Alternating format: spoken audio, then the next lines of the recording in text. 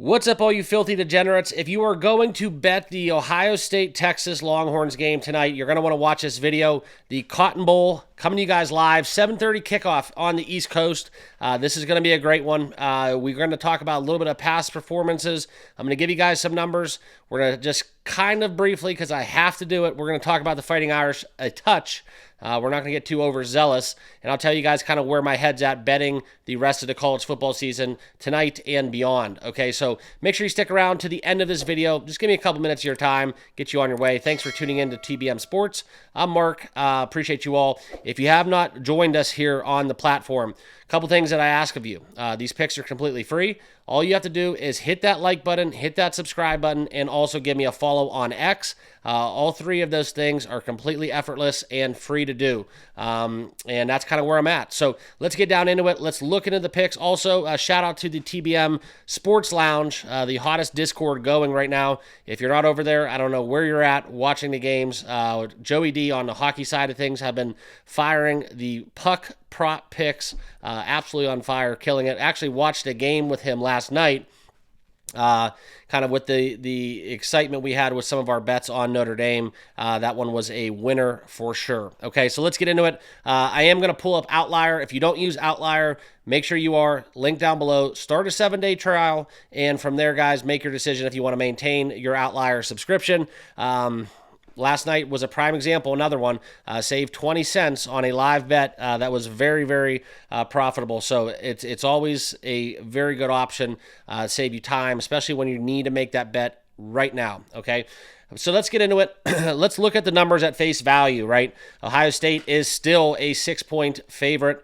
Underneath that 7-point, that key number within the college game, you have to understand that the 7-point touchdown is something that we have to keep our eyes on, okay? And what I mean by that is a college touchdown does not have as much value as a pro touchdown in the betting world. So that's a little bit of a tidbit. If you guys are new to this, keep that in mind when you bet college football, okay? Let's talk about the total, 51.5. We see that, and we can see the handle is slightly to the under. Also, the majority of the bets, public and professional, if you want to count the sharp money, if you will, is on the Ohio State Buckeyes. And quite frankly, if you've watched Ohio State play since that Michigan wake-up call, they have been the best undoubted team in the college football ranks, okay? And I think this is something where, yes, we have these games, right? You got to win 4 games to win a natty. But what it comes down to, guys, is I don't think there's a team in college football that can beat Ohio State. However, we're going to talk about a few things in kind of my mindset into the national championship. We're not going to look too far ahead, but we're going to get close to it because if you want to get some early value, you might have to, okay? But in this game, let's look at some of the numbers. All right, Ohio State is now the best number, minus 250 for the money line.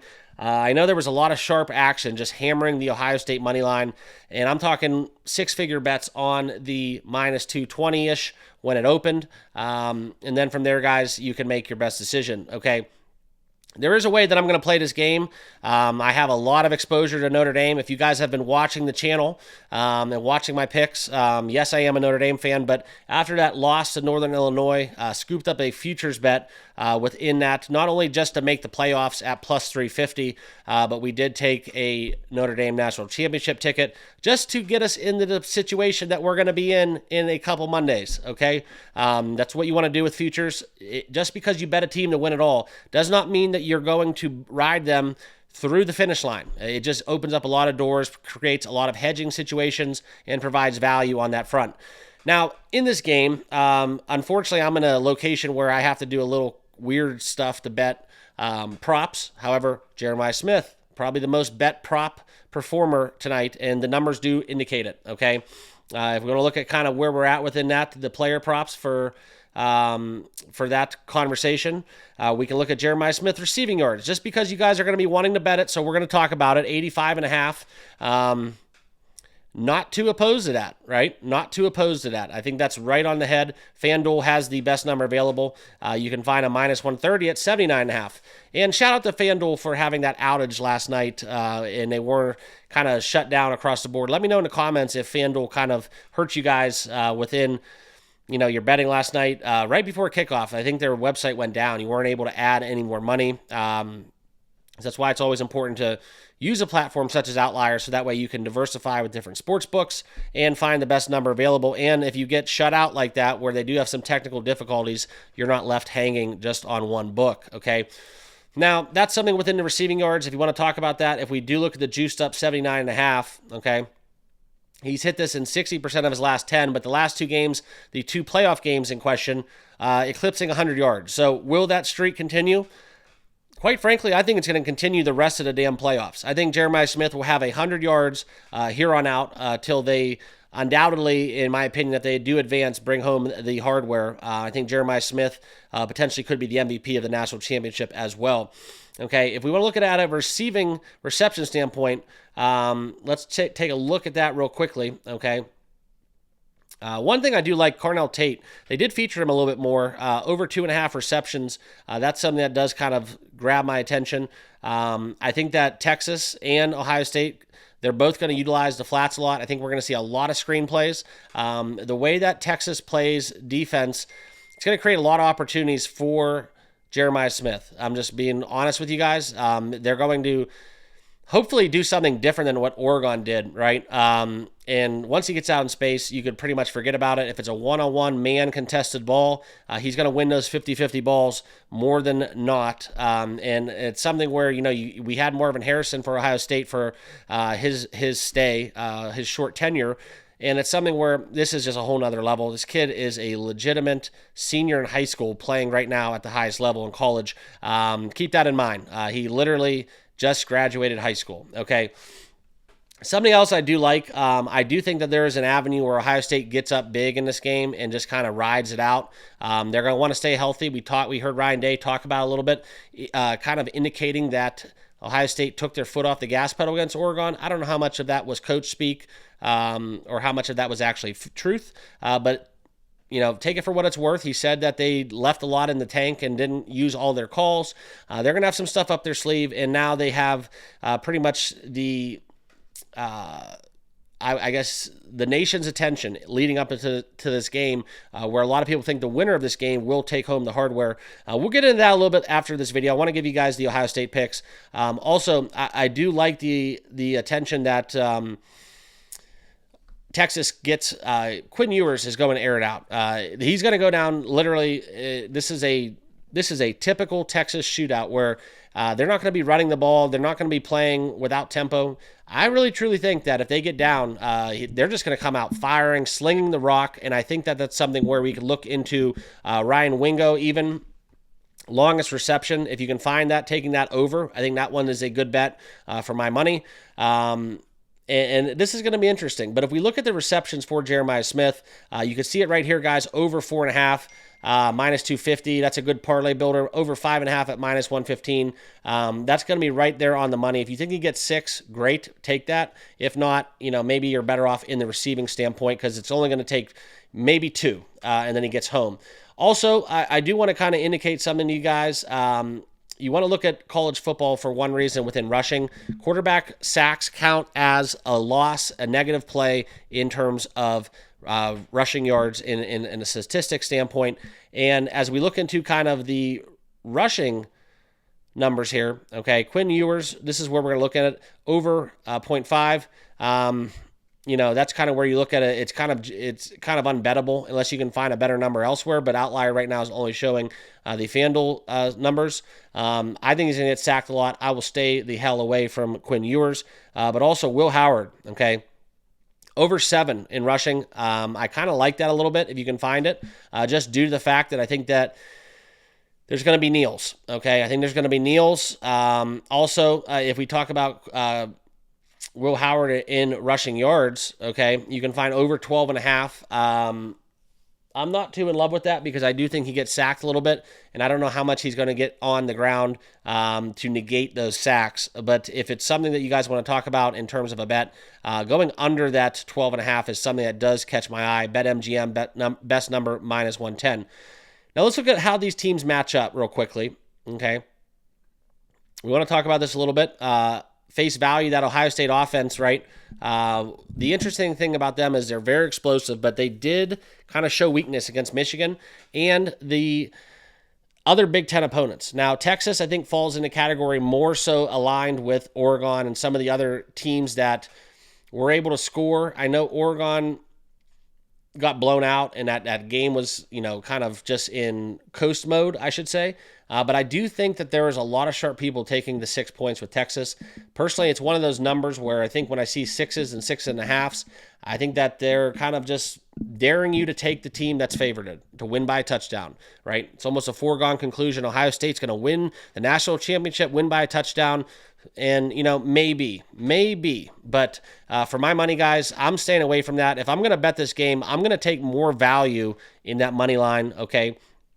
And the way I'm going to play this game is I'm taking DraftKings right now, -110, Ohio State versus the field, Ohio State to beat Notre Dame, however they want to word it. Ohio State to win against Notre Dame is -110. That is the best bet that I'll give you out for this game. It's kind of a parlay. It correlates. It's not a bet against this game, but I pretty much can guarantee that, and this is coming from a Notre Dame fan, for my money, this is the better in me. If Ohio State does make the national championship, I do not see an avenue where they lose to Notre Dame, okay?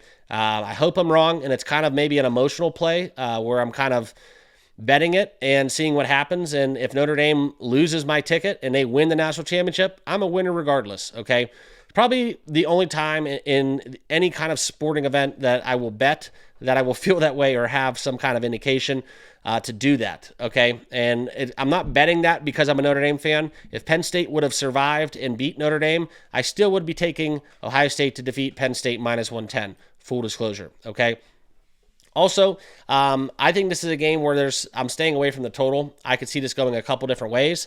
Like I said, I do think Texas comes out guns blazing.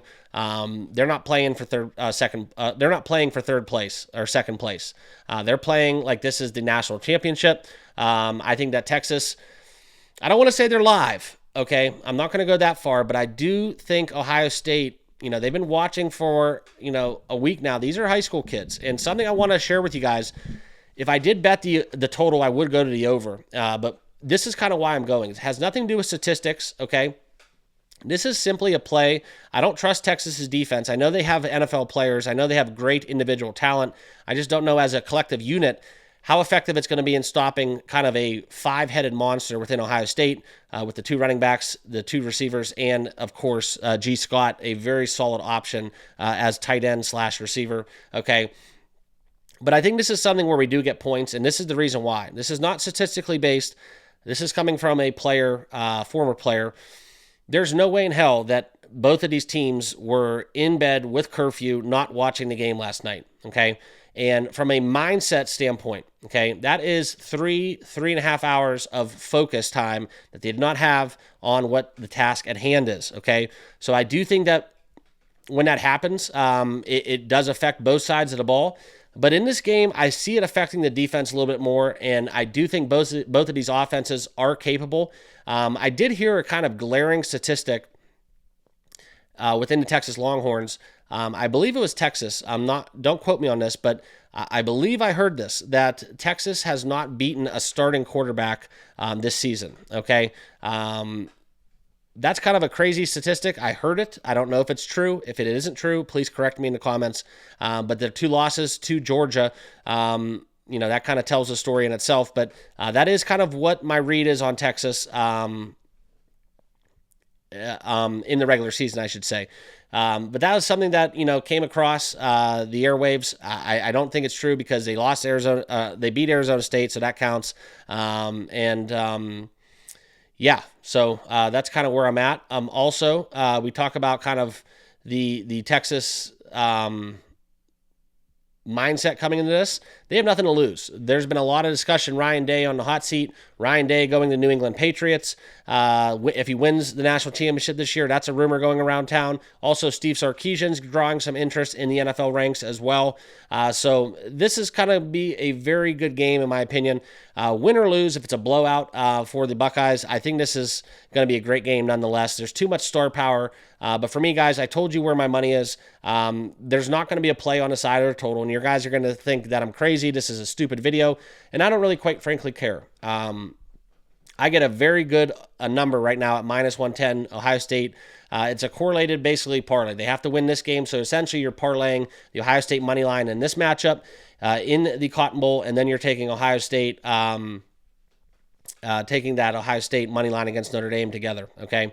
That's a great bet for me. That's what I'm making. I do want to kind of indicate that this is the Cotton Bowl at Jerry World. Texas will be undoubtedly represented in their home state. But also, something to put in the equation, Ohio State may be the best traveling team in the country for road games, okay? So the Buckeyes are going to be well represented. I know quite a few people in attendance for this game, and that's just to name a few. There's going to be a lot of that, I think, across the board. If you guys are wondering why I have a Texas helmet behind me, that is a Ricky Williams Heisman's autographed helmet. Just kind of a cool piece. I have it on display. I'm going to rotate those helmets eventually. This isn't like a Lee Corso, those aren't my picks. So just because you see a Texas helmet doesn't mean that I'm backing the Longhorns. Just keep that in mind because I do have a lot of NFL helmets I will rotate in and out throughout the season. But that's kind of where I'm at, all right? We're not going to look at insights. We're not going to look at stats. They don't quite frankly apply, but we will show you a little bit here, okay? And that's kind of where we can look into the insights here on Outlier. Love this stuff. And here we can see, guys, if we look at the team stats here, okay, the Ohio State Buckeyes are 5 out of their last 6 against top 25 scoring defenses. That's supporting the Ohio State win. Also, Texas is 3 out of their last 9 ATS. So I do like the Buckeyes -6, -6.5, whatever you want to take, whatever you found. There are a lot of people that bet the 5.5 right when it opened.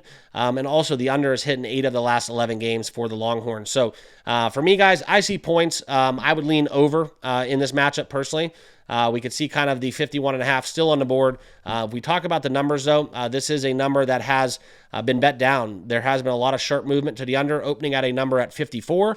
Now you can find 52.5s all the way down to 51.5. So it's important to shop around. The Buckeyes, keep this in mind, guys.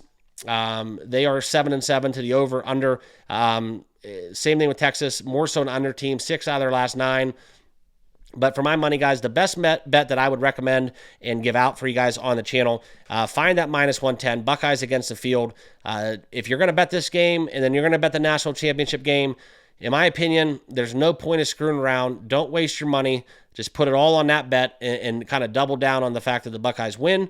And if they lose against Texas, hey, they lose against Texas. But right now, for my money, that is the best value. That's my play. That's what I'm going with. We don't need to get fancy and pick the ATS, pick the total. You don't need to do that every time. It's all about cashing tickets, and right now that is the best way for me to cash a ticket, taking the Buckeyes -110 against Notre Dame on DraftKings, okay? Appreciate you guys. Have fun. Enjoy the Cotton Bowl. Make sure you like, comment, and subscribe right down below. Also, let me know what team you'll be on in this matchup. I know this video is coming out rather late, but I wanted to still get the pick out for you guys and enjoyed it last night. I truly did. Probably one of the biggest games of my lifetime as a Notre Dame fan. Can't speak volumes enough to Marcus Freeman with that rebound against Northern Illinois.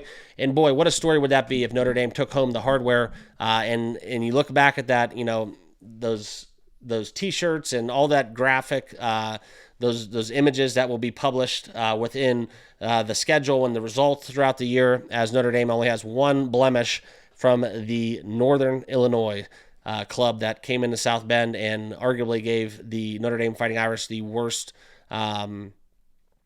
I guess you would say, defeat in school history. So that's kind of where I'm at. Appreciate you guys. As always, make sure you like, comment, and subscribe. We'll see you over on the Discord. Enjoy the game. We'll see you all tomorrow with the NFL picks. Peace.